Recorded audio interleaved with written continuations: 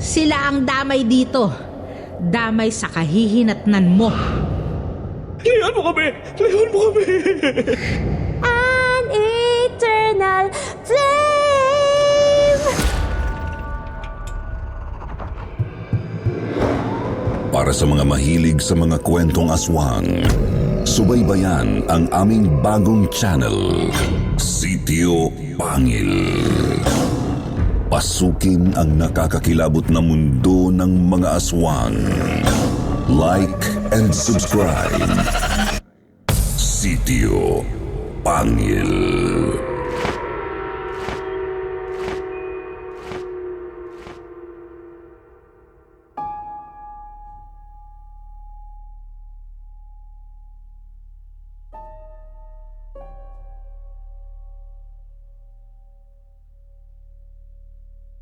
Miss Anne, tawagin mo na lang po akong Buboy. Ako'y 23 years old at binata. Ang ikukwento ko sa inyo ay ipinagtapat sa akin ng mamang ko noong nakaratay na siya at may taning na ang buhay dahil sa cancer. Sinabi niya ang lahat sa akin bago siya nagpatawag ng pari para mangumpisal. Hindi pala niya ako tunay na anak. Inampon niya lang ako. Pero ang kwentong bumabalot sa pagkakaampon niya sa akin ay kahindik-hindik. Yaya raw si mamang ng erederang si Marife Durano mula pa noong baby ito. 21 years old si Marife nung namatay ang biyuda nitong lola. Si Yaya Loretta niya ang itinuring niyang tanging kapamilya. Dadalawa lang silang naiwan na nakatira sa lumang bahay na mula pa sa mga ninuno ni Marife. Nung nabubuhay kasi ang lola nito, isa-isang pinaalis ang mga katulong. Naging eccentric ang matanda at walang makasundo kundi si Loretta. Nasa dulo ng hasyenda ng mga Durano ang mansyon, malayo sa mga kabahayan ng mga magsasaka.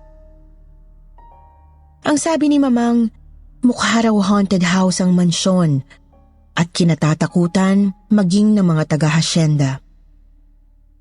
Likas na malakas lang talaga ang loob ni mamang at hindi siya matatakutin sa mga ganong bagay. Dahil tumatanggap ng malaking income si Marife buwan-buwan mula sa hasyenda, hindi na kailangang magtrabaho ng dalaga. Pagkatapos ng libing ng lola ni Marife, pumunta ang abogado ng pamilya sa mansyon at kinausap ang heredera. Hindi daw alam ng dalawa na naririnig ni mamang ang kanilang pag-uusap mula sa kabilang silid.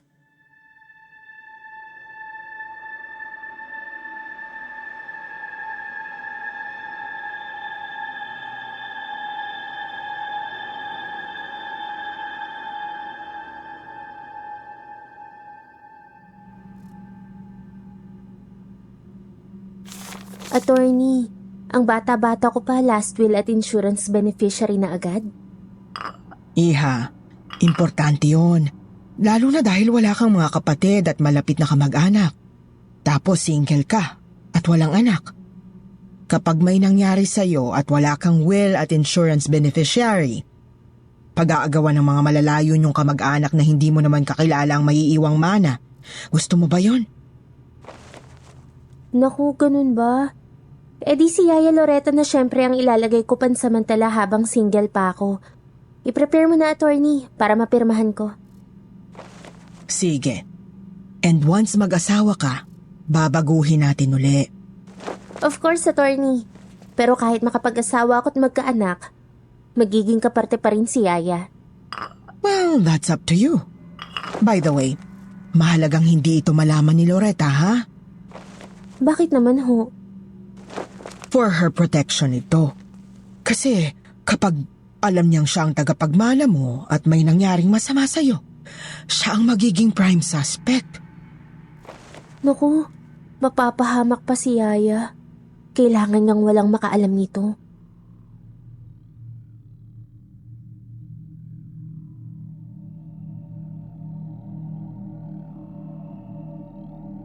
Natakot si Mamang sa sinabi ng abogado. Hindi niya ipinaalam kay Marife na narinig niya ang lahat. Pero biglang dumating sa buhay ni Marife si Phil. Laking gulat daw ni Mamang nang umuwi isang gabi si Marife. Nakasama na sa kotse si Phil.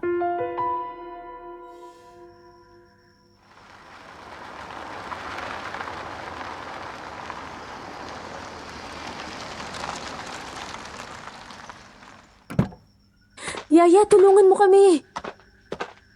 Sino yung kasama mong lalaki? Si Phil. Phil, si Yaya Loretta ko. Yaya, pinagtanggol ako ni Phil kanina. Kumuntik na akong ma-hold up at baka napatay pa ako. O nakidnap kung hindi niya ako tinulungan. Pero napuruhan din siya. Ayaw namang magpadala sa ospital. Diyan muna siya sa ekstrang kwarto sa ibaba para makapagpahinga. Marife, magpapatuloy ka ng estranghero dito? Yaya, kung hindi dahil sa kanya, baka patay na ako ngayon. Nagtitinda siya ng yosi sa malapit sa pinaradahan ko ng kotse. Tapos nakita niya nung hinold up ako. Hindi siya nagdalawang isip na tulungan ako kahit na dalawa yung holdupper. At dahil nakialam siya, napansin na maraming tao yung kaguluhan kaya nagsitakbo yung mga holdupper.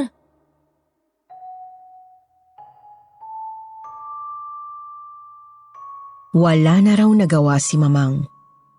Doon nga pinatulog ang estranghero sa isa sa mga bakanteng silid.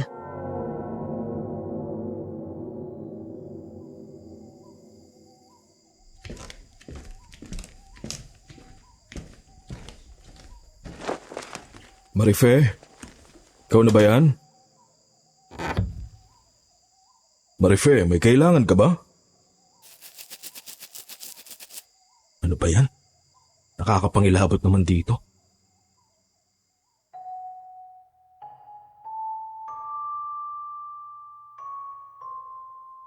Kinaumagahan, nangangalumata raw si Phil nang makita nilang naghihintay sa may salas pagkagising nila.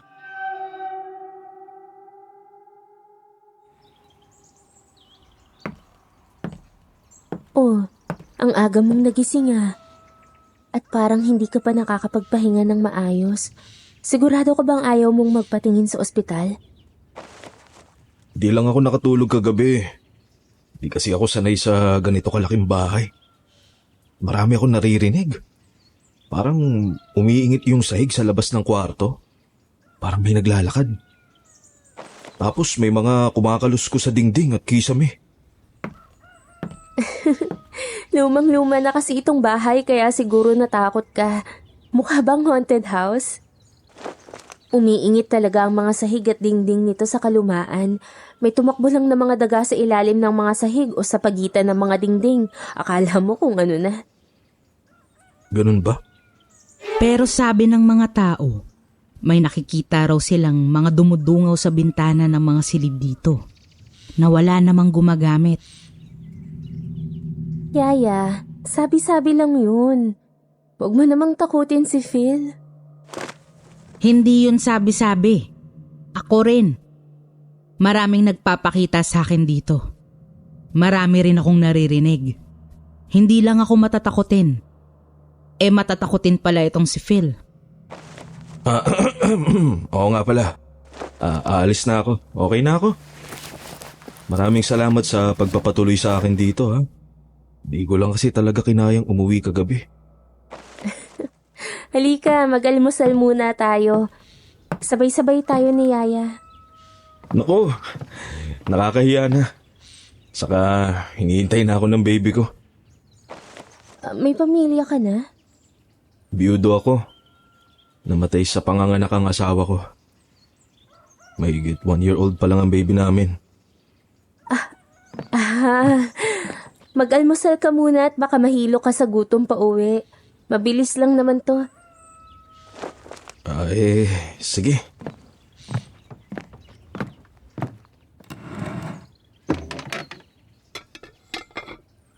Matagal ka nang nagtitinda ng yosi? Mula nung namatay ang asawa ko, nakakahiya no? Ang laki kong tao, nagtitinda lang ako ng yosi. Yun lang kasi ang kaya kong trabaho sa kondisyon ko eh. Kondisyon mo? Bakit? Ano ba ang kondisyon mo? Sabi ng doktor, meron akong congenital heart disease. Pinanganak akong may diferensya sa puso. Kaya madali ako mapagod at nangingipuspos sa paghinga. Yung ibang araw, hindi na inaabot sa pagtanda sa sakit na to. Yung iba, baby pa lang, namamatay na. Kaya nung buhay pa ang misis ko, siya ang breadwinner. Nakakatulong lang ako sa pamamagitan ng pagtitinda. Huwag mo ikahiya yun. Hindi mo naman kasalanan na ipinanganak kang ganyan. Mabuti nga nagsisipag ka pa rin at may mabuti kang kalooban. Aba, mas malaki pa pala ang naging risk mo sa pagtulong sa akin. Sa kalagayan mong ganyan, posibleng ikaw pang napahamak. Siyempre, pag ganong sitwasyon, hindi mo na maiisip ang sarili mo. Emergency yun eh. Hindi lahat ng tao ganyan mag-isip. Yung iba nga sadyang iiwas pa sa gulo. Ikaw, may lehitimo kang dahilan para sana wag makialam kasi nga may sakit ka. Pero itinaya mo pa rin ang buhay mo para sa akin. Kaya maraming salamat talaga. Nako, walang anuman. Teka, kung dito ka na lang kaya magtrabaho, dito mo na rin patirahin ang baby mo. May makakasama pa kami ni Yaya at makakatulong ka sa mga magagaan na gawain dito. Di ba, Yaya? Ha? Kung hindi siya natatakot tumira dito. Talaga? Tatanggapin mo akong magtrabaho rito, Marife? At may isasama ko ang anak ko?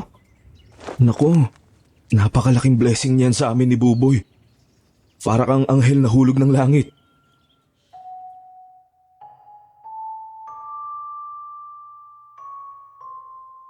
Hindi raw sang-ayon si Mamang sa naging desisyon ni Marife, pero wala siyang nagawa.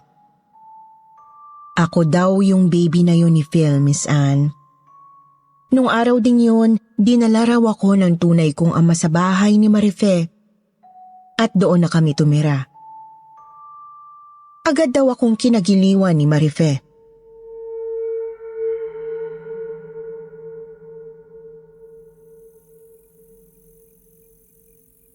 Ang cute naman talaga ni Buboy, Phil.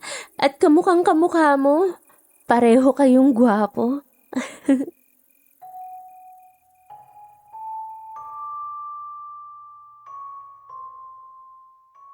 Daig pa raw ni Marife ang tunay na ina. Pina-check up daw ako agad sa pediatrician at pinag-shopping ng lahat ng pangangailangan ng baby. Mamahaling mga gamit daw ang mga pinamili. At si Marife raw mismo ang nag-aalaga sa akin, katuwang ni Phil. Pero mukhang hindi lang si Marife ang natuwa sa akin.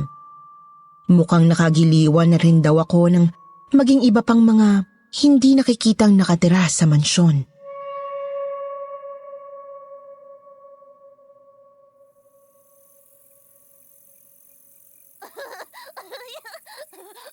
Phil, Yaya, tingnan niyo si Buboy. Nag-iisa lang dun sa kanyang crib pero tawa ng tawa na parang may nakikipaglaro sa kanya. Sabi nila pag ganyan daw, nilalaro ng anghel. Hindi kaya may nakikita siyang iba? Yung hindi natin nakikita at hindi anghel. Nako, wala namang magagawa yung mga multo kundi takutin tayo. Kung matatakot ka, pwede ka ngang mamatay sa takot. Pero kung alam mong wala naman silang ibang magagawa para saktan ka, hanggang dun lang sila. Kaya hindi ako takot sa kanila. Mas matakot kayo sa taong buhay na pwede kayong patayin. Yaya naman, mas nadodoble tuloy ang takot ko.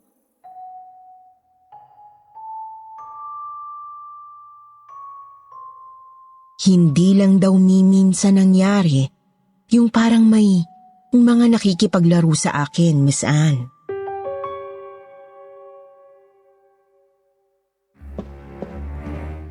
Phil, Yaya, kinuha niyo ba si Buboy? Hindi. Bakit? Galing ako ng kusina.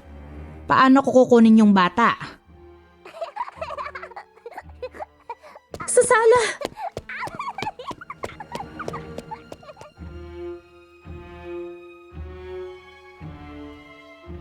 Natagpuan daw nila akong nakaupo sa sahig ng salas, Miss Anne. Tumatawa na parang may kalaro.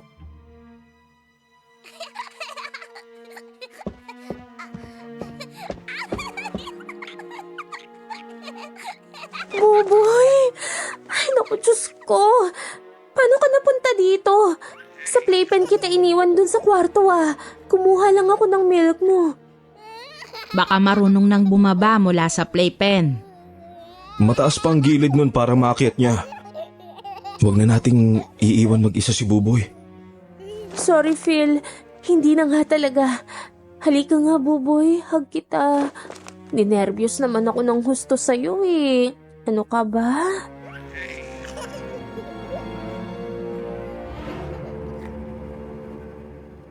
Nahalata raw agad ni Mamang na may gusto si Marife kay Phil.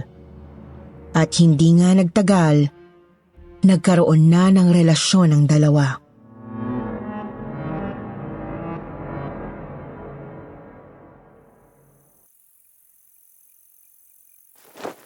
Babe, sige na. Kantahin ulit natin yung ating theme song. Masakit na ang lalamunan ko, babe. Sige, kakantahan na lang kita.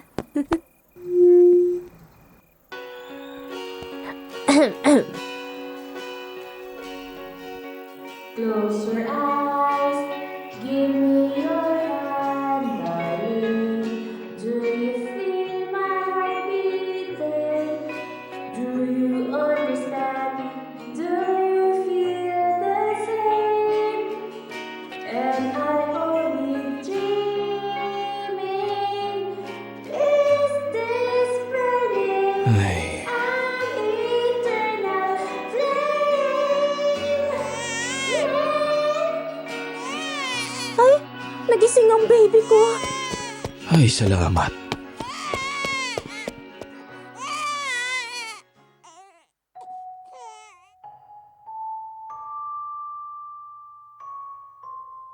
Paboritong libangan ni Marife ang karaoke. At paulit-ulit niyang kinakanta ang Eternal Flame.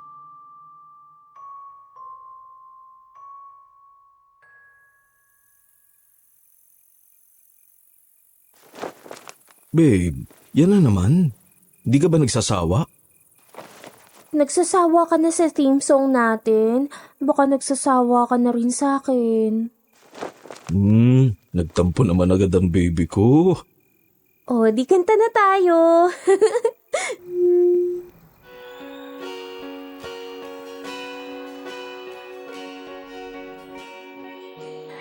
Close your eyes, give me your hand, darling. Do you feel my heart beating? Do you understand? Do you feel the same? Am I only dreaming? Or is this burning an eternal flame? Pati baby, hindi kinakaya.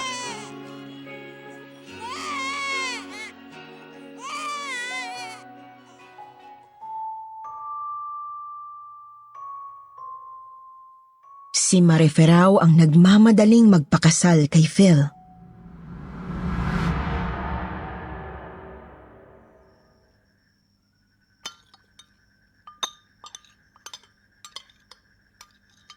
Babe, alam kong hindi ka maglalakas loob na mag-propose sa akin kaya pangungunahan na kita.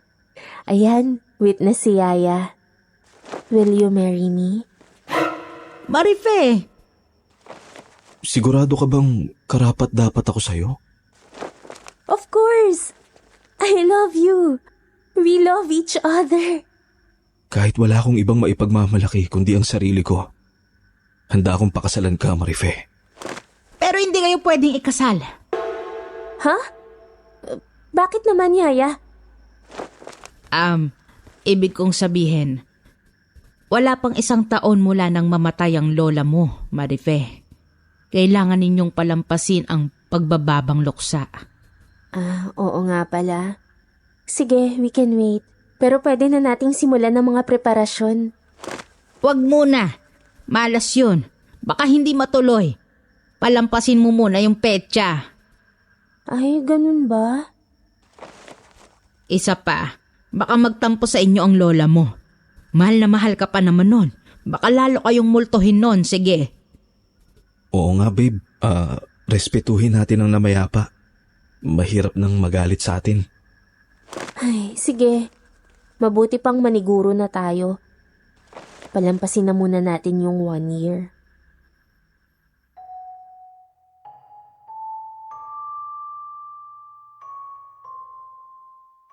Pero hindi raw talaga mapakali si Marife.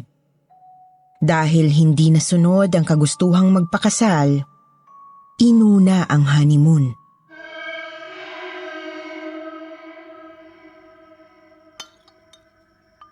Teka, what if mag-tour muna tayo, babe? Oo, mag-travel tayo together, Phil.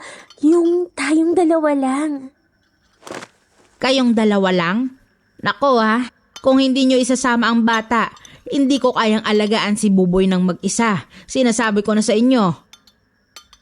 Eh di maghanap tayo ng makakasama niya ni Buboy. Yung kapitbahay naming nag-aalaga sa kanya dati, walang anak yun. Baka payagan ng mister na magtrabaho rito. Ay, good! At least kilala na siya ni Buboy at kabisado na niya si Buboy. That's perfect! Tatawagan ko muna yung mister niya bukas. Ipagpapaalam ko muna bago ko siya tanungin kung gusto niya.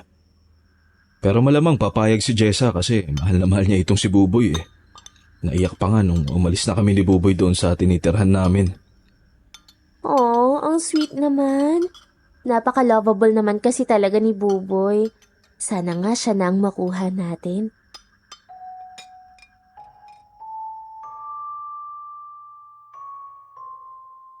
Ipinasok nga raw ni Phil bilang yaya ko si Jessa, Miss Anne.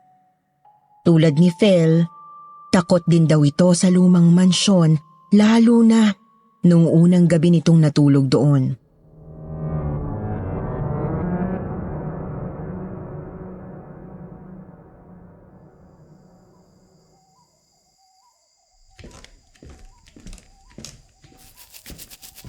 Ano yun? Nako, totoo pala yung warning ni Phil. Nakakatakot nga dito. Ay, ikit na lang, Jessa. Kaya mo to. Napansin nga raw ni Marife ang pangangalumata ni Jessa.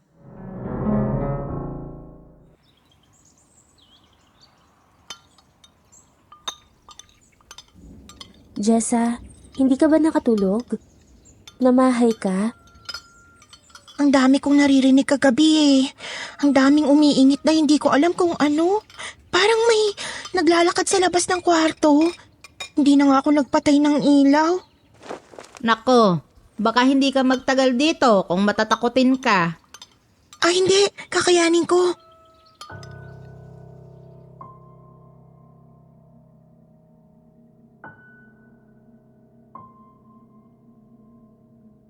Hindi raw nagkasundo si Mamang at Jessa, Miss Anne.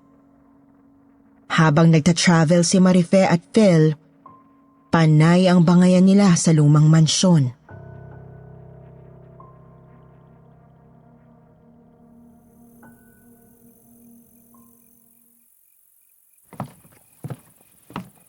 Jessa, pag tulog ang alaga mo, tumulong ka naman sa mga gawaing bahay.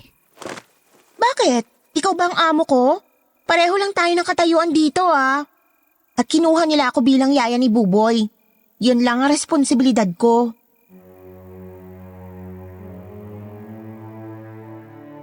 Nagsumbong si Mamang kay Marife pag uwi nila Phil galing sa biyahe.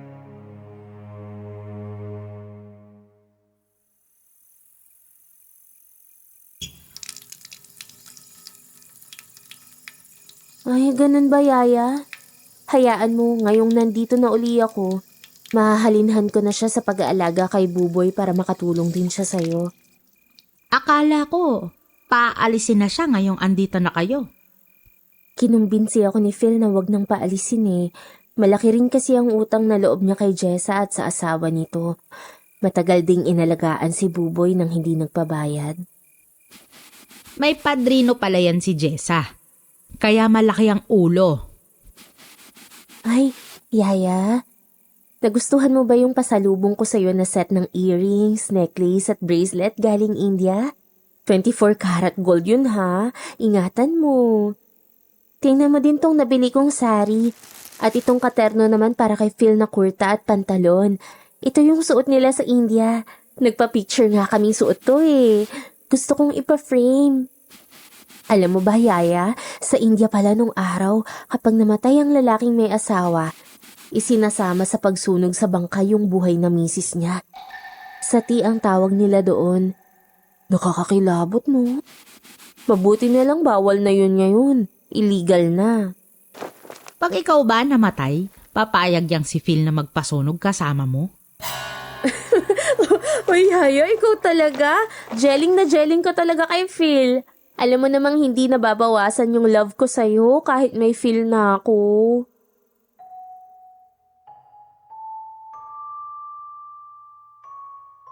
Mainit ang dugo ni Mamang kina Phil at Jessa. Inobserbahan niya ang mga ito at may napansin siyang kakaibang closeness ng dalawa.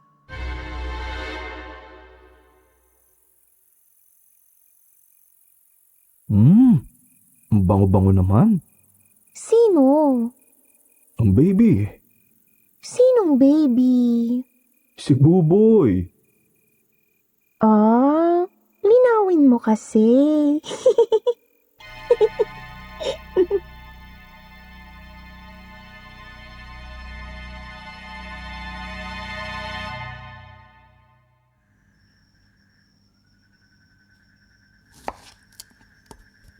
Marife, may namamagitan kina Phil at Jessa. Hindi mo ba napapansin? Uy, Yaya, imposible yan. Magkakabarkada raw sila mula pa pagkabata. Sila ng mister ni Jessa. Kaya nga lang daw pinayagan si Jessa ng mister niya na mamasukan dito sa atin ay dahil nandito si Phil. Ewan ko sa'yo, pero iba talaga ang pakiramdam ko. See? Ikaw na mismo ang nagsabi. Pakiramdam mo lang. Wala ka namang nakita. Hindi mo palang talaga matanggap si Phil. Pero Yaya, mahal na mahal ko si Phil. Ikamamatay ko kung mawala siya. Kaya please, for me, tanggapin mo na siya. Ikamamatay mo? Yes, Yaya, I swear.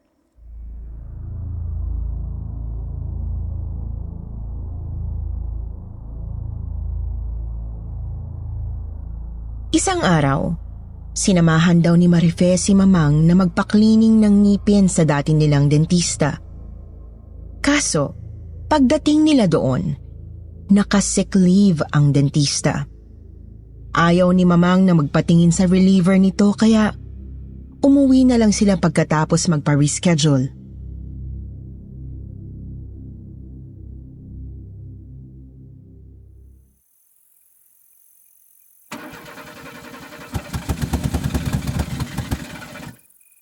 Ay, ano ba yan? Oh, ano nangyari? Bakit tayo huminto? Ewan ko ba? Bigla na lang tumigil. Ayaw na rin mag-start. Kung kailan naman malapit na tayo sa bahay. Mabuti ka mo, malapit na tayo sa bahay. Tara, lakarin na natin. Isang bloke na lang eh. Sa bahay mo na lang tawagan yung mekaniko. Nagugutom na ako. Safe namang iwan itong kotse dito. Sige, tara.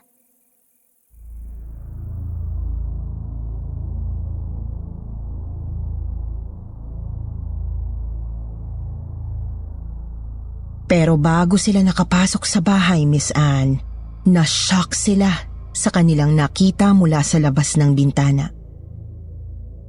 Magkayakap na nakahimlay sa sofa sina Phil at Jessa. Suot ni Jessa ang sari ni Marife. Suot naman ni Phil ang kurta at katerno nitong pantalon. Sisigaw at susugod na sana si Marife. Pero pinigil siya ni Loretta at tinakpan ng kamay ang bibig niya.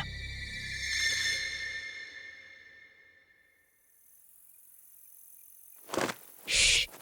Makinig tayo.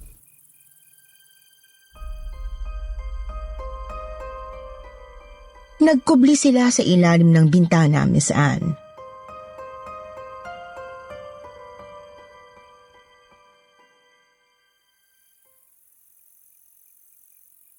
Mabuti nakatulog ng baby natin.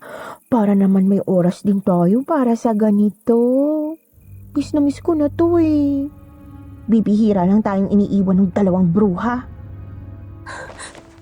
Anak nila si Buboy. Makinig pa tayo. Babe, umihirit na naman sina Junjun. Tig-1,000 raw ulit. Buwan-buwan na to, ha? Pagbigyan mo na. Kung hindi naman dahil sa kanila, hindi natin magagawa to eh. Ang galing nilang umacting na hold-upper. Sa bagay, hindi naman acting yun dahil hold-upper naman talaga yung mga gago. Kaso nag-aalala ako eh.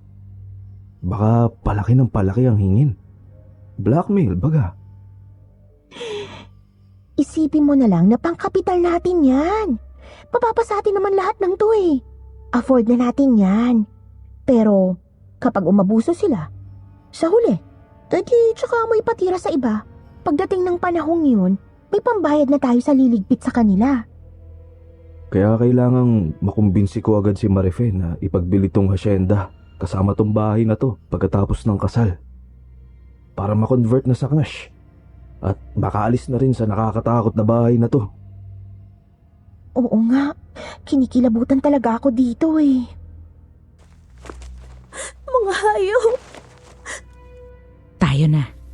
Huwag kang maingay. Umalis muna tayo. Magplano tayo.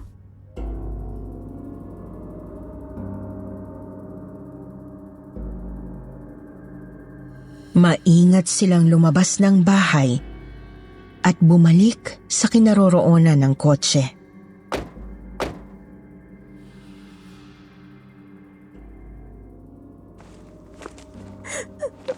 Mga walang hiya sila. Sinasabi ko na sa'yo, noon pa, ayaw mong maniwala sa akin. Ngayon, huling-huli na sila.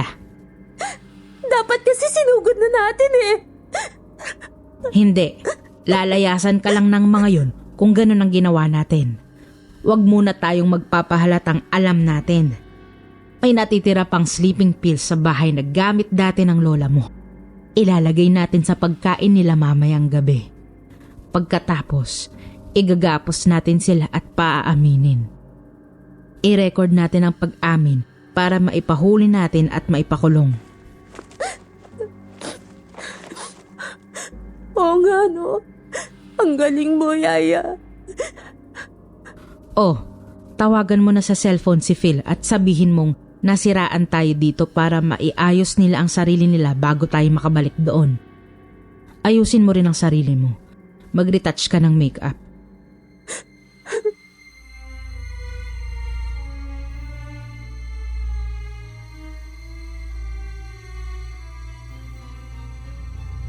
Ganoon nga ang ginawa nila, Miss Anne.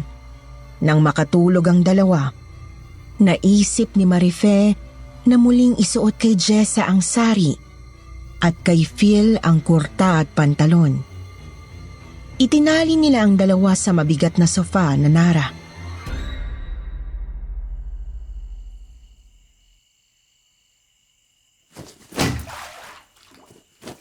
Ano yan, Yaya? Gas at lighter. Sasabuyan muna natin sila ng tubig para magising. Pagkatapos, sabuyan mo ng gas at ipakita mo ang lighter para matakot at umamin. Ha? Kunwari lang naman. Para talagang umamin. Sobrang itim ng budhi ng mga yan. Hindi basta-basta aamin kung hindi natin tatakutin ng husto.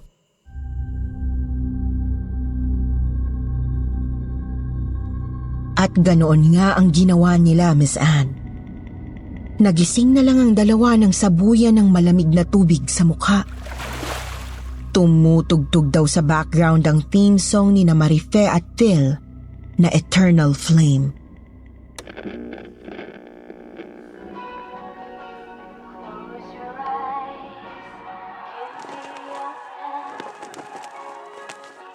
Ha? Ano to? Marife, bakit kami nakatali? Ano yan? Bakit amoy gasolina? Bakit may hawak ang lighter? Marife! Huwag mo ilapit yan! Baka walin mo kami! Ano nangyayari?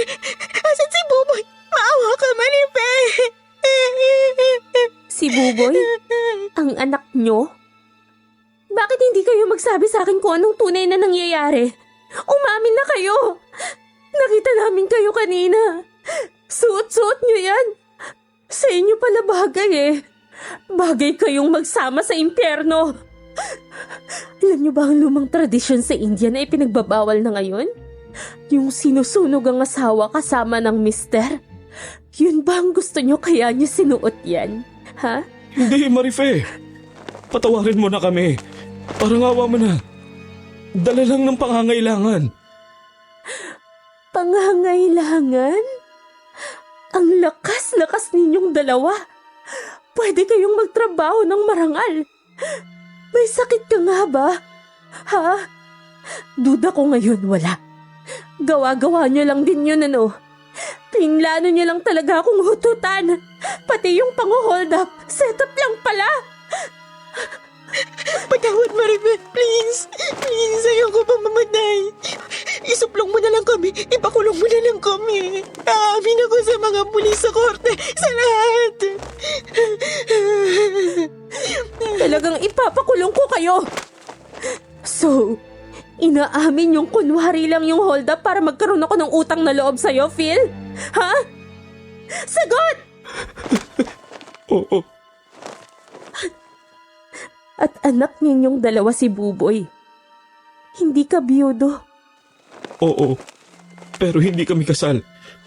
Kung magpapakasal tayo, legal yun.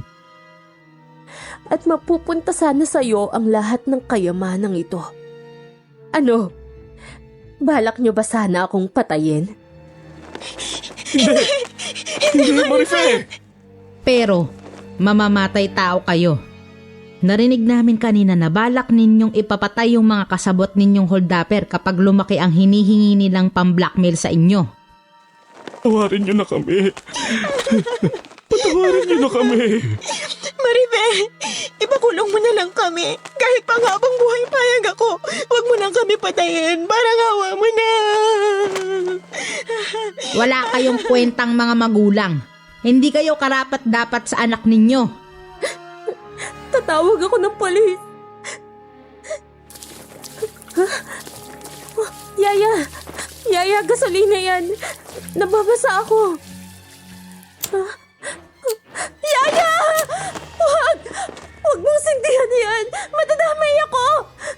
Sila ang damay dito. Damay sa kahihinatnan mo. Pero ginusto rin nila ito. Nagbalak din sila ng masama. Pues, magsama-sama kayo. Ihinagis ni Mamang ang nakasinding lighter kay Marife. At agad na nagliyab ang eredera ng mga Durano.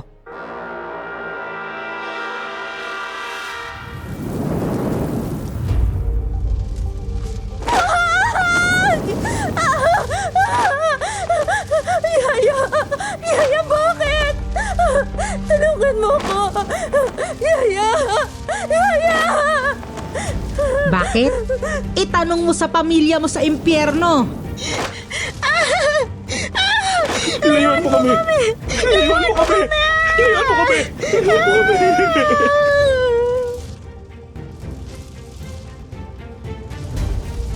Habang nagkakakawag ang nagliliyab na si Marife, nadapa ito sa nakatali na sina Phil at Chessa. At dahil basa ng gasolina, ay agad din silang nagliyab.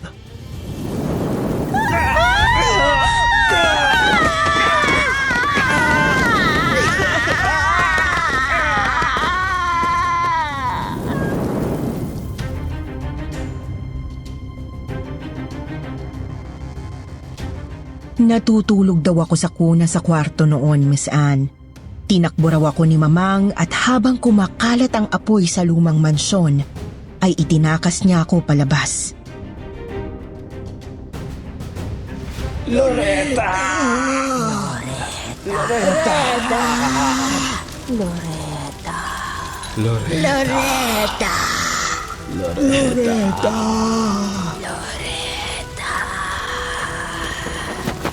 Tulong! Sunog! Tulungan nyo kami!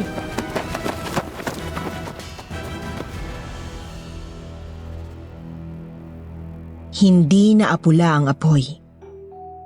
Sa kalumaan ng bahay ay mabilis itong natupok at dahil malayo yun sa mga kabahayan, ay malayo rin ang tinakbo ni Mamang bago siya nasaklolohan.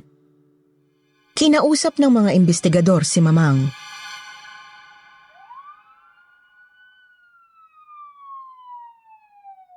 Narinig ko silang nagsisigawan. Nagselo si Marife. Inaakusahan niyang may relasyon sina Phil at Jessa. Nakita kong may hawak siyang gasolina at lighter, kaya hindi makalapit sa kanya yung dalawa nung sinabuyan niya sila ng gasolina. Na-corner niya sila sa sulok ng salas kaya hindi rin sila makatakbo. Inawat ko si Marife. Alam kong hindi ako magagawang saktan ng alaga ako. Pero nagpumiklas siya at nabasa rin siya ng gasolina. Pati nga ako nasabuyan. Natakot ako kaya umatras ako. Saka sinindihan ni Marife yung lighter at sinugod niya yung dalawa. Tumakbo na ako bago ako maabot ng apoy. Kinuha ko si Buboy para iligtas.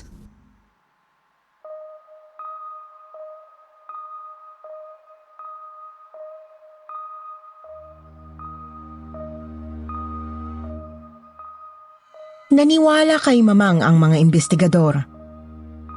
Sa kanya napunta ang lahat ng kayamanan ng mga Dorano.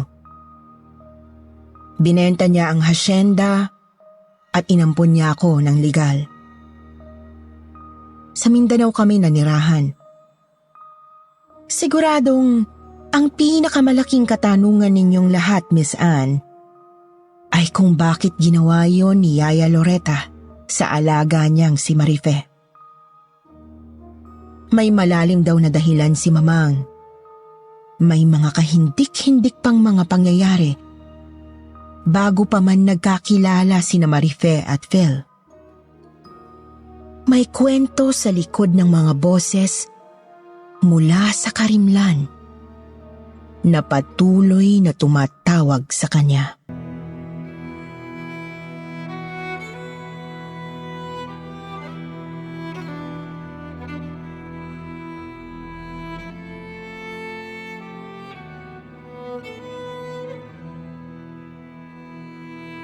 Hindi ko matanggap na ang nakagisnan kong ina ay isa palang mamamatay tao, Miss Anne.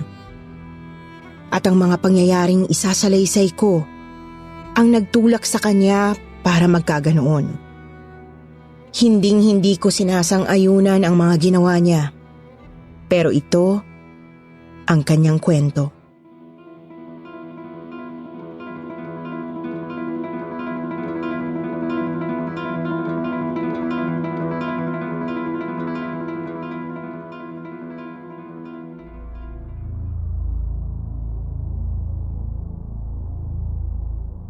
Disiotso lang si Mamang nang makilala niya si Mario Dorano na uniko iho at eredero ng asenderong pamilya. 26 na si Mario noon at isang bagitong doktor na sumasailalim sa residency sa ospital para maging espesyalista. Doon din sa ospital na yon nagtatrabaho bilang server sa kantin si Mamang. Napakagwapo raw ni Mario, kaya matindi ang crush niya rito. Bagay na napansin ng binata at lagi raw itong nakangiti sa kanya. Nung minsang pauwi si Mamang ng hating gabi mula sa shift niya sa kantin at malakas ang ulan, tumigil sa tabi niya ang kotse ni Mario.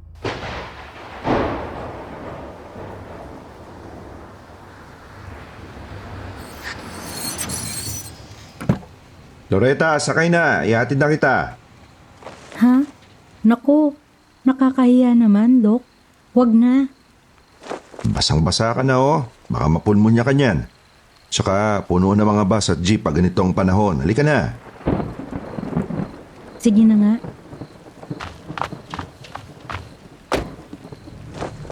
Oh, may extra t-shirt ako dito. Palit mo muna dyan sa blouse mong basa.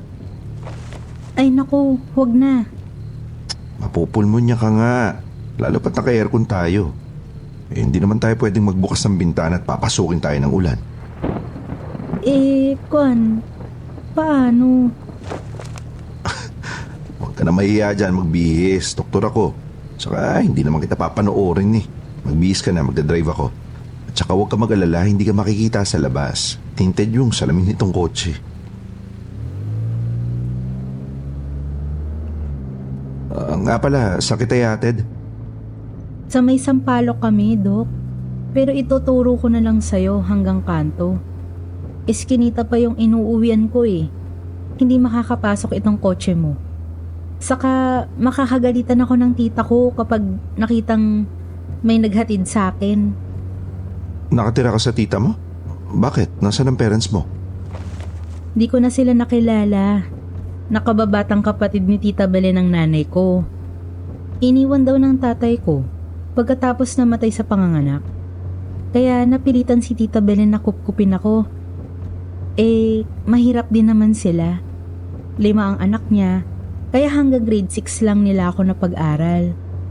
Buti nga tinanggap ako sa kantin kahit di ako nakapag-high school. Dati, tumutulong lang ako sa paglalabada ni Tita Belen.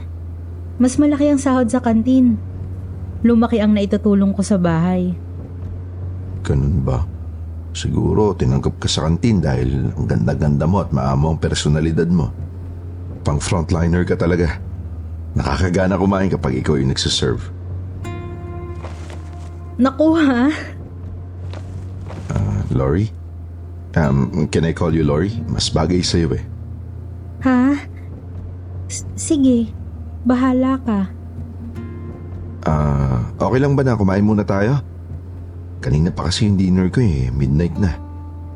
Pagdating ko sa bahay namin, malamang tulog na lahat ng tao at nasa ref na lahat ng pagkain.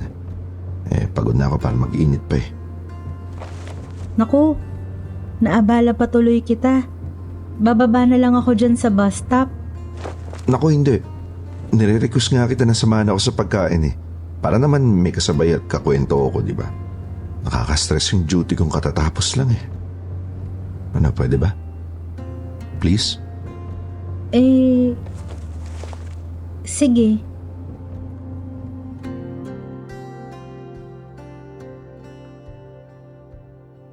At yun na nga ang naging simula ng pagkakamabutihan ni Mamang at Mario Durano, Miss Anne. Inilihim nila ang kanilang relasyon.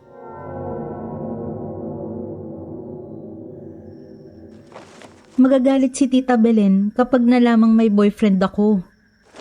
Hindi lang naman ikaw ang pinagbabawalan eh. Ako rin. Kahit doktor na ako, kailangan ko pa rin yung pangako ko sa parents ko na magiging ganap na espesyalista muna bago magkaroon ng pananagutan. Kaya ganito muna tayo sa ngayon.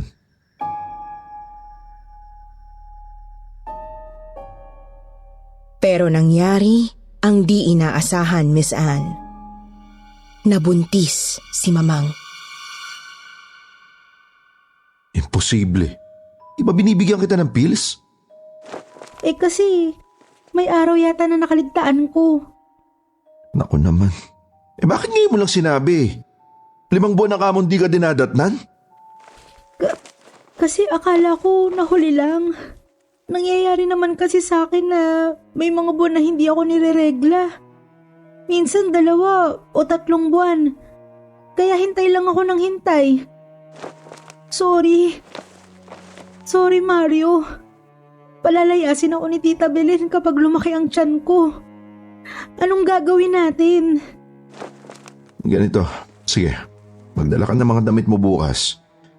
Hindi ka na uuwi sa tita mo bukas ng gabi. Ha? At hindi ka na rin babalik sa kantin. Anong plano mo? Nagtitiwala ka ba sa akin? Siyempre. Lori, hindi natin pwedeng buuin yan. Wala pa sa tamang oras. Kailangan nating ilaglag. Ilalaglag? Huwag ka mag-alala, doktor ako. Kayang-kaya ko yan at sa tamang panahon, magkakaanak pa tayo. Doon natin gagawin yung procedure sa isang bahay namin. Mabilis lang yan. Pagkatapos, ikukuha kita ng ibang matitiran at susuportahan kita.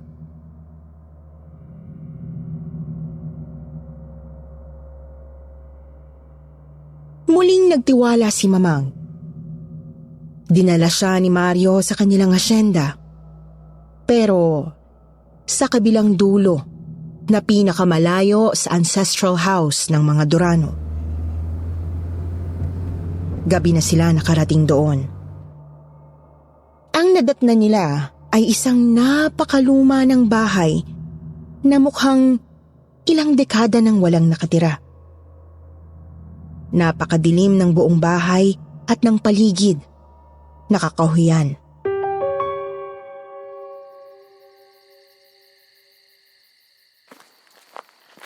Mario, nakakatakot naman dito. Mabuti dito. Walang makakakita sa atin.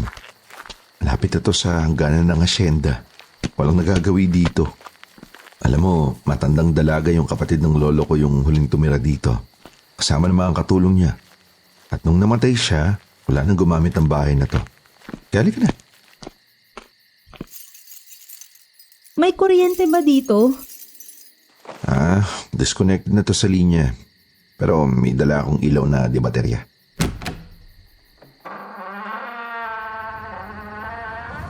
Ang dumi-dumi. May dala akong plastic na ilalatag sa dining table bago ko latagan ng kutsyon na hihigaan mo. Kung mag-alala, kompleto yung dala natin.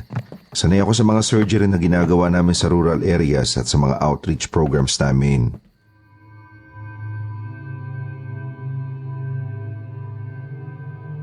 Lubos ang tiwala ni Mamang sa kakayanan ni Dr. Mario Durano, Miss Anne.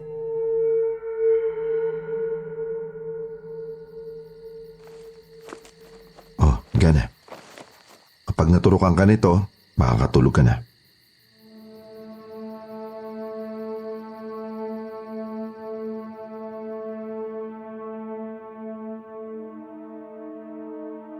Miss Anne, buong akala ni Mamang ay makakatulog nga siya at pagising niya ay tapos na ang kanilang problema. Pero hindi ganoon ang nangyari. Unti-unting kumalat sa kanyang katawan ang itinurok na anesthesia. Naramdaman niyang unti-unti rin siyang nanghina hanggang sa hindi na niya maigalaw ang kahit na anong bahagi ng kanyang katawan. Hindi na rin niya maidilat ang kanyang mga mata. Pero ang kanyang ulirat ay nanatiling gising. Naririnig niya ang kalansing ng mga instrumentong inihahanda ni Mario. Ibinuka ni Mario ang kanyang mga binti. Ramdam ni Mamang ang mga kamay ni Mario. Gusto niyang sumigaw na nakakaramdam pa siya pero walang tunog na lumabas mula sa kanyang bibig. Naramdaman niyang may ipinasok na kung anong malamig na instrumento sa kanyang puwerta. Humihiyaw na si Mamang sa kanyang isipan pero hindi siya makagalaw at hindi makaimik.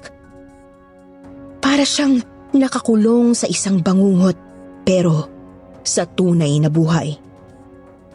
Hindi raw kayang ilarawan ng mga salita ang torture na naranasan ni Mamang sa mga sandaling yon, Miss Anne.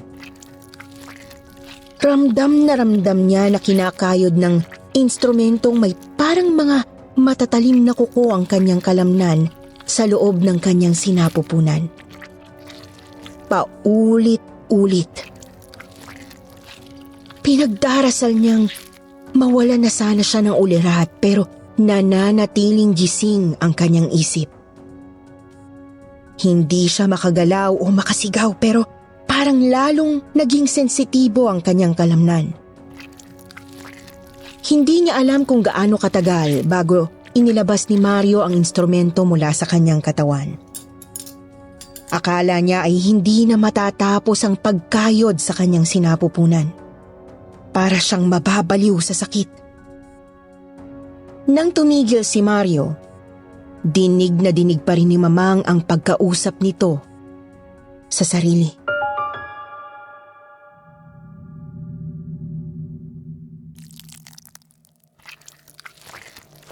Too much blood. Hindi dapat ganito eh. Hindi dapat ganito. Pulse rate is falling. Mamamatay siya. Anong gagawin ko? Lisensya ko to. Walang dapat makakita sa bangkay. Think, Doc. Think.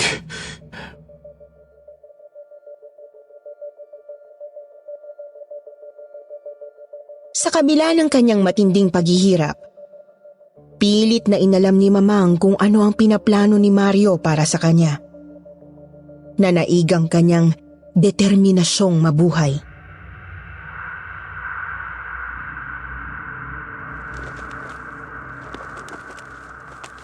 Yung ilog sa kabila. Oo, nasa labas na yun ng asyenda. May the body down with rocks para hindi lumutang. Tama.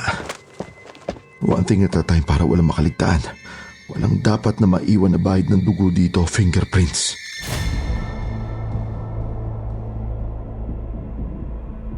Hindi siya makagalaw o makaimik pero ramdam ni Mamang ang lahat ng ginawa ni Mario nang ibalot siya nito sa kumot at ikarga sa kotse. Nang muli siyang ibaba ni Mario mula sa kotse, ramdam ni Mamang ang paghila nito sa kanya sa lupa.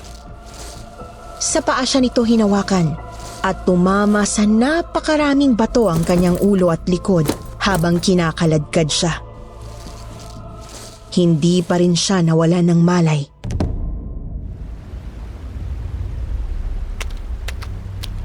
Okay, kailangan ng malaking bato. Shoot! Chupi! Alis! Chupi!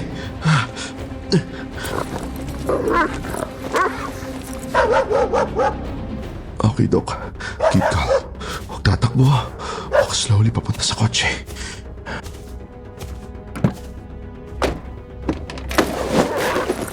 Oh, shit. I'm getting out of here. Bahala na. Diablo! Halika na!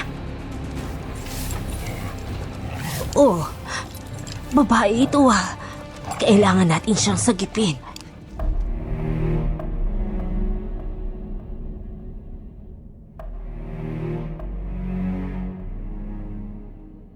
Sa puntong yun lang daw nawalan ng ulirat si Mamang, Miss Anne. Nang muli siyang magising, ay nakaratay na siya sa loob ng isang madilim na kubo. Ang una niyang nakita ay isang matandang babae na nakatunghay sa kanya.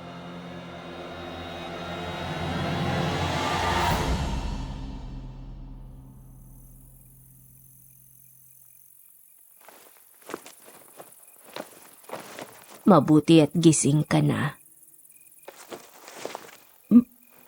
Maraming salamat po. Ako po si Loretta. Hayop siya! Hayop siya!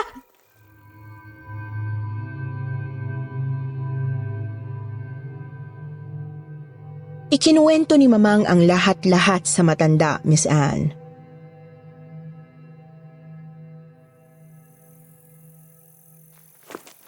Naturingan siyang doktor pero walang alam. Malamang mali ang anesthesia na itinurok niya sa iyo, kaya ka nagdusa ng ganon. At hindi rin naman niya alam ang kanyang ginagawa kaya muntik ka na maubusan ng dugo.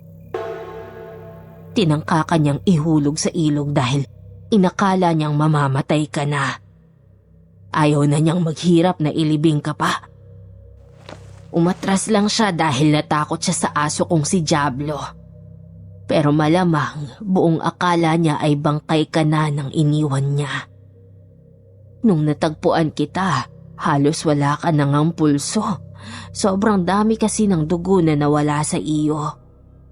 Kung hindi ako ang nakakita sa iyo, abay, siguradong natuluyan ka na nga. Alam mo bang halos 1 linggo ka nang tulog dito sa kubo? Gumigising ka ng sandali pero hindi mo yun matatandaan. Sapat lang yung mga sandaling yun para masubuan kita ng masustansyang sabaw at tsaang gamot. Paano niyo ako napagaling? Nanggagamot ako. Pero hindi sa paraan ng mga doktor. Matatakot ka ba kung sasabihin kong may kakaiba akong kapangyarihan? Bakit po ako matatakot kung yun nga mismo ang nagligtas sa akin? Pero anak, may isang bagay na hindi ko kayang gamutin. Sinira niya ang bahay bata mo. Hindi ka na pwedeng magkaanak. Walang iya siya. Kailangang magbayad siya. Pagbabayarin natin siya. Ikaw nga ang napapanaginipan ko. Ikaw ang matagal ko nang hinihintay. Tutulungan natin ang isa't isa. Po? Hindi lang ikaw ang maraming sisingilin sa pamilyang Durano, Loretta. Ako rin.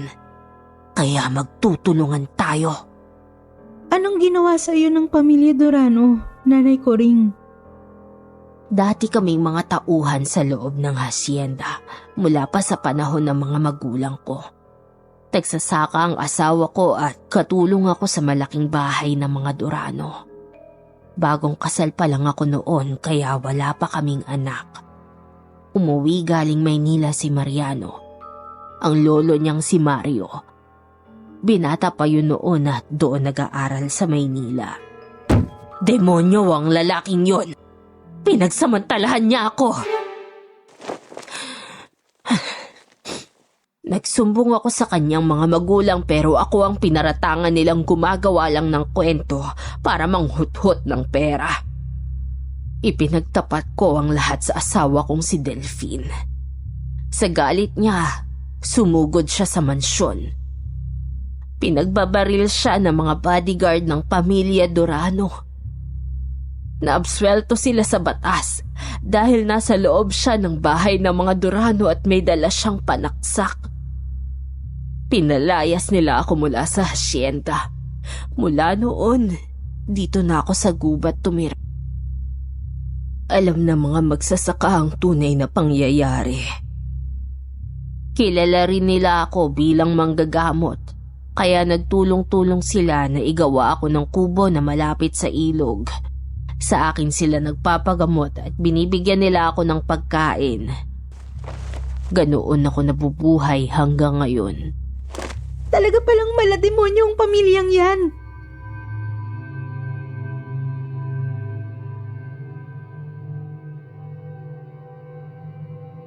Dalawang taong nanirahan si Mamang sa piling ni Nanay Coring, Miss Anne. Naging parang pangalawang ina niya ito. Ang hindi niya naramdamang pag-aaruga mula sa kanyang tita Belen ay sa matandang babae niya naranasan. Sa loob ng 2 taon, itinago siya ni Nanay Coring mula sa mga taga-asyenda. Sa tuwing may nagpapagamot sa matanda ay hindi lumalabas ng kwarto si Mamang. Hindi rin siya lumalabas ng kubo liban sa madaling araw at sa gabi. At lagi ay nasa may likod siya ng kubo. Nakakubli sa kung sino mang darating mula sa asyenda. Mahalaga raw ito sa kanilang plano, sabi ng matanda. Isang araw, kinausap ni Nanay Coring si Mamang.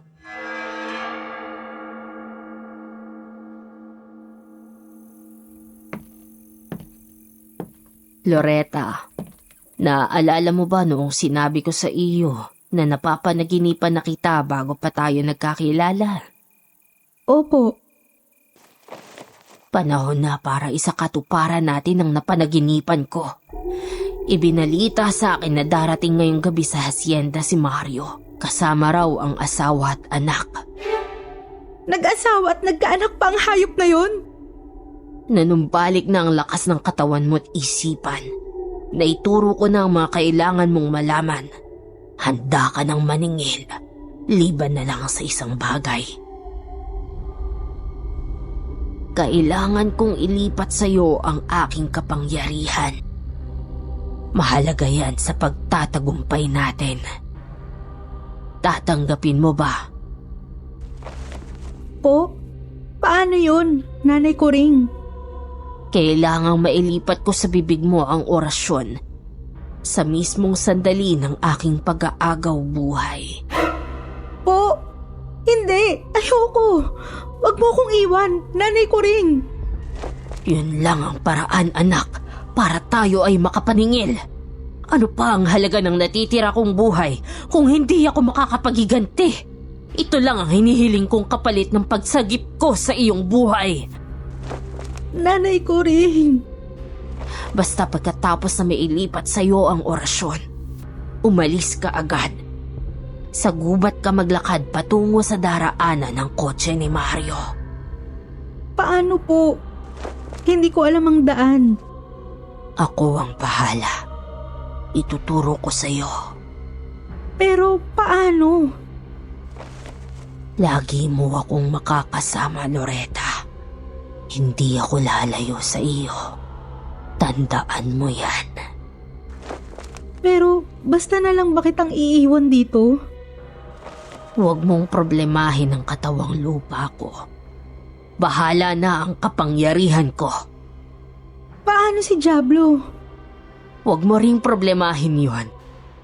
Karugtong ng kapangyarihan ko si Diablo. Sumunod si Mamang sa kagustuhan ng naging nanay-nanayan niya, Miss Anne. Uminom daw ang matanda ng mabagsik na tsaang nakalalason.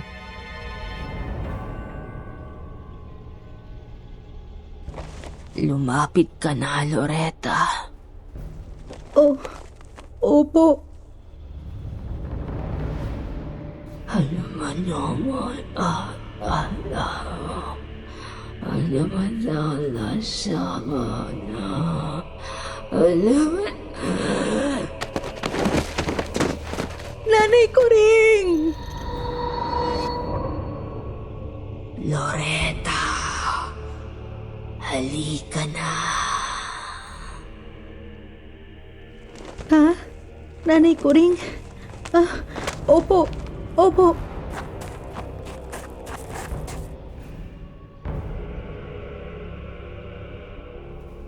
Hindi niya kabisado ang gubat. Mabuti na lang maliwanag ang buwan. Hindi rin niya alam kung saan ang direksyon patungo sa kalsada ng asyenda.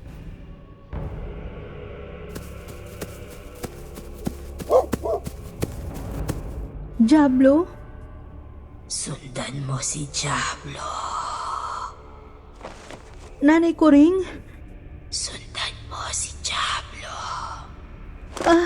Opo.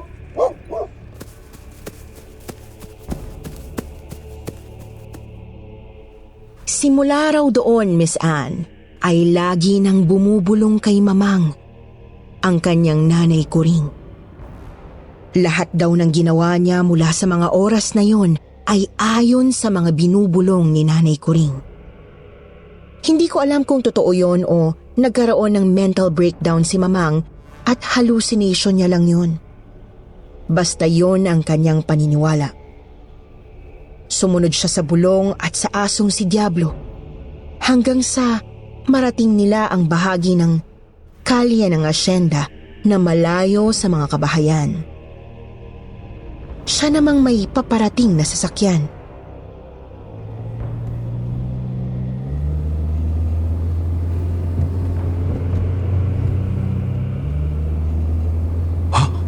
Loretta? No! Imposible! Honey!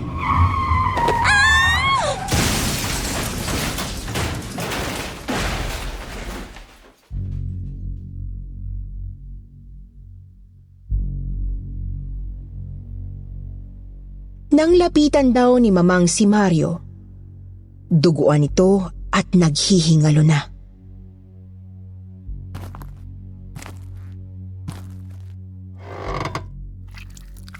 Kamusta, Doc Mario? Naalala mo pa ba ang babaeng ihuhulog mo dapat sa ilog? Loretta!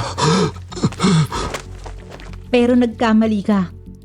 Kasi iniwan mo akong buhay. Ako, hindi ko gagawin ang pagkakamaling yun. Magsama kayo ng lolo mo sa impyerno! Kulang pa ito sa lahat ng ginawa ninyo! Siniguro daw ni Mamang na wala ng buhay si Mario Durano bago niya ito iniwan. Patay na ang asawa ni Mario nang lapitan ni Mamang. Pero buhay ang sanggol.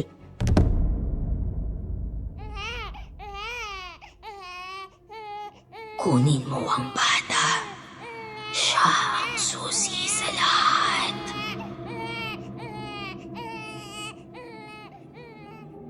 Muling sumunod si Mamang sa ibinulong sa kanya. Kinuha niya ang sanggol.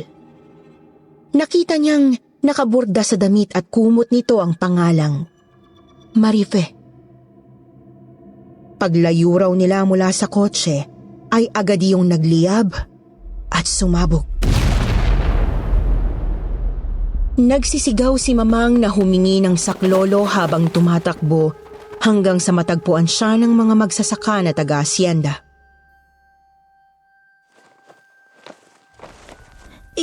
Ginabang ko palabas ng kotse si baby. Tapos sumabog na. Andun sina sir at ma'am.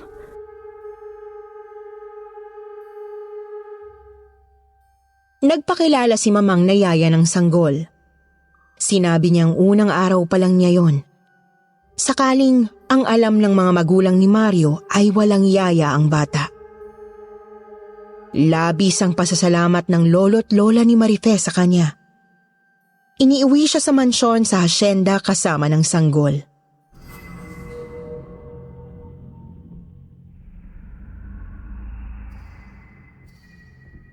Kawawa naman si Baby Marife.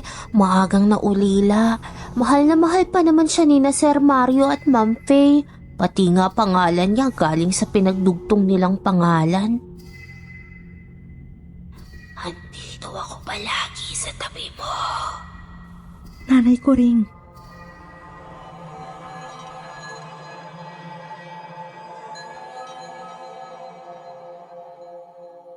Ang puot ni Mamang kay Mario ay tumulay sa sanggol na si Marife Mesan.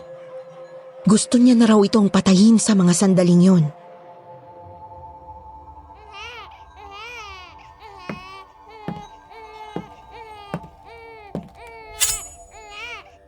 Huwag, Loretta. Hindi pa ito ang tamang oras. Kailangang mahalin ka ng batang yan. Kailangan pagkatiwalaan ka katulad nung kung paano ka nagtiwala sa kanyang ama. Saka ka maningil.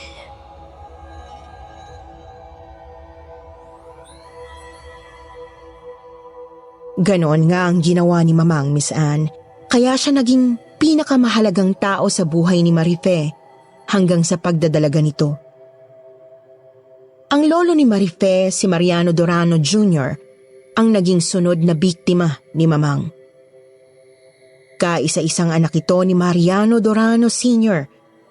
na gumahasa kay Nanay Kuring noong siya'y bagong kasal. Anak siya ng demonyo, Loretta. Kitilin mo ang buhay ng anak ng demonyo. Pero pahirapan mo muna.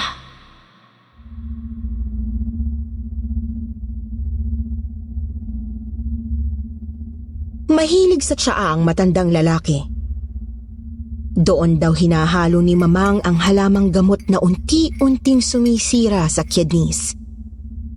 Pagkaraan ng ilang buwan ay kinailangan na ng matanda ang dialysis.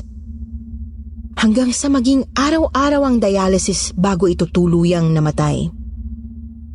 Butot balat na ang matanda bago namatay.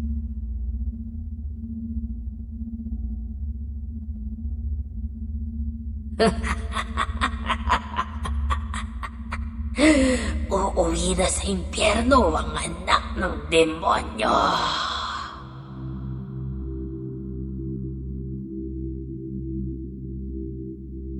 Sa lola ni Marife ay iba ang naging taktika ni Mamang. Ginawa raw niya ang lahat para makagiliwan ito.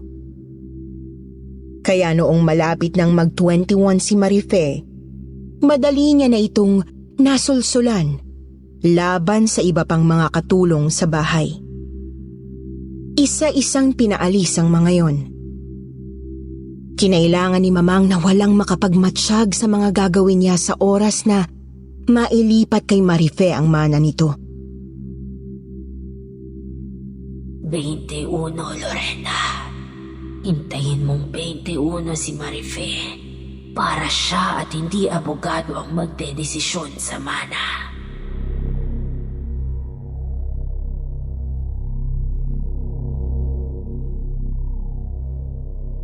Noong wala na silang mga kasama sa bahay, tsaka naman unti-unting nilagyan ni Mamang ng halamang gamot ang pagkain ng matandang babae. Pangontra yun sa mga gamot nito para sa alta presyon at sakit sa puso. Sa loob lang ng 1 taon, ilang buwan matapos mag-21 si Marife, inatake sa puso ang lola nito. At nailipat nga sa eredera ang lahat ng kayamanan ng mga Durano. Tama ang haraw si Nanay Coring, Miss Anne. Nagdesisyon agad si Marife na si Mamang ang maging beneficiary sa kanyang last will and testament at sa kanyang life insurance sakaling may mangyari sa kanya habang wala pa siyang asawa't anak. Makakapaningil na tayo ng lubusan, Loretta.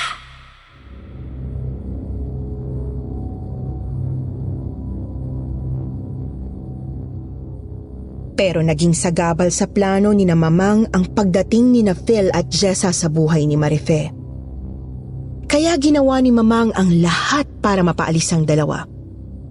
Doon, nabisto ang panloloko ni na Phil at Jessa. Sinulsula ni Mamang si Marife na patulugin at igapos ang dalawa. Pumayag lang si Marife na takutin ng gasolina at lighter ang mga traidor. Hindi nito akalain na may maitim na balak si Mamang. Yun na ang pinakahihintay na huling paghihiganti ni na Mamang at Nanay Coring. Sinunog ni Mamang ng buhay si Marife Durano, anak ni Mario Durano at apo sa tuhod ni Mariano Durano Sr. Kasamang sinunog ng buhay ang tunay kong mga magulang. Hindi pwedeng may maiwang mga saksi. Kahindik-hindik ang ikinuwento ni Mamang. Tinubos ng kawawang si Marife ang mga utang na dugo ng kanyang ninuno at ama. Wala siyang naging kasalanan kundi ang magtiwala at mahalin si Mamang tulad ng ginawa ni Mamang na pagmamahal at pagtitiwala kay Mario Durano. Niligtas ako ni Mamang dahil nakatuwaan na raw ako ni Nanay Coring. Kaya raw parang lagi akong may kalaro na hindi nila nakikita.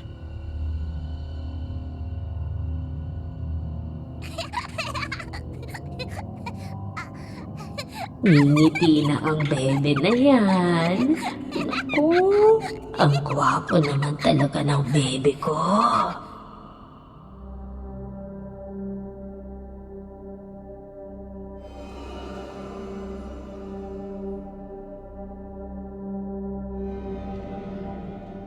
Si Mamang lang ang nakakarinig ng boses ng patay ng matanda na nakikipaglaro sa akin.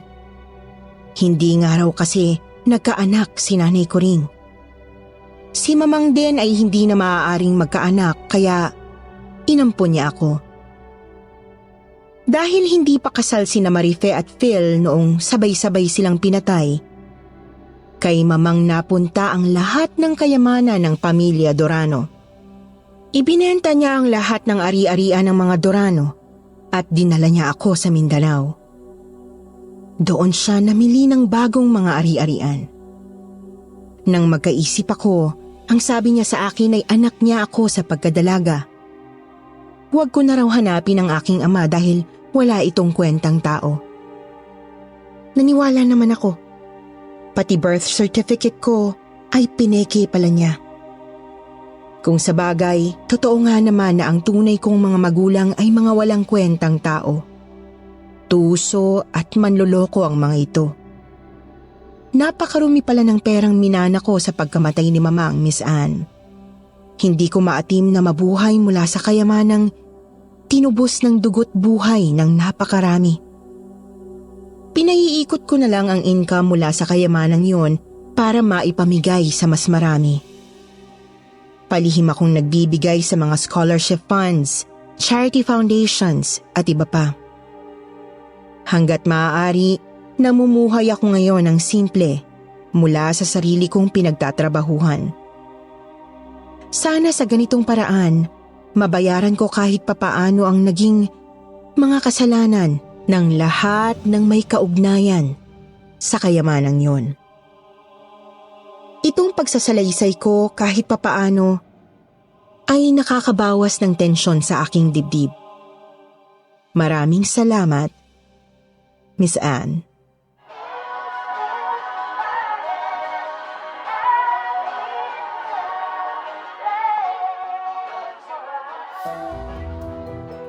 At ngayon naman, dumako po tayo sa paborito nating shout-out portion. Shout-out going out to JP Podales, Jelicious, Rona Sangrones, Mary Jane de la Cruz, Cian, Gael, Avi Rabago, Cynthia Rather Not Say, Jane Emerald, Kian, at Louise. Magbabasa tayo ng pinakamagandang comment mula kina Blueberry Kiss at Lilian Poblete.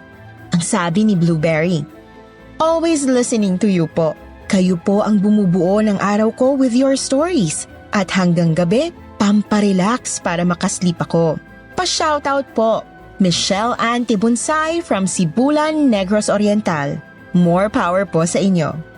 Ang sabi naman ni Lilian, "Yes, narinig ko uli ang favorite kong nagnanarrate.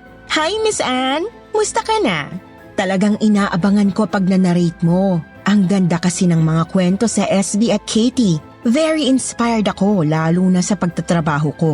Ginaganahan ako. Salamat sa inyo. More videos to come." Sa mga hindi nabanggit, sa susunod na lang po. Huwag niyo pong kalimutang mag-reply sa ating shoutout box na nasa comment section para ma-shoutout ang pangalan ninyo. Muli po, mula sa bumubuo ng kwentong Takip Silim at Sityo Bangungot, ito ang inyong lingkod, Miss Anne. Nagpapasalamat.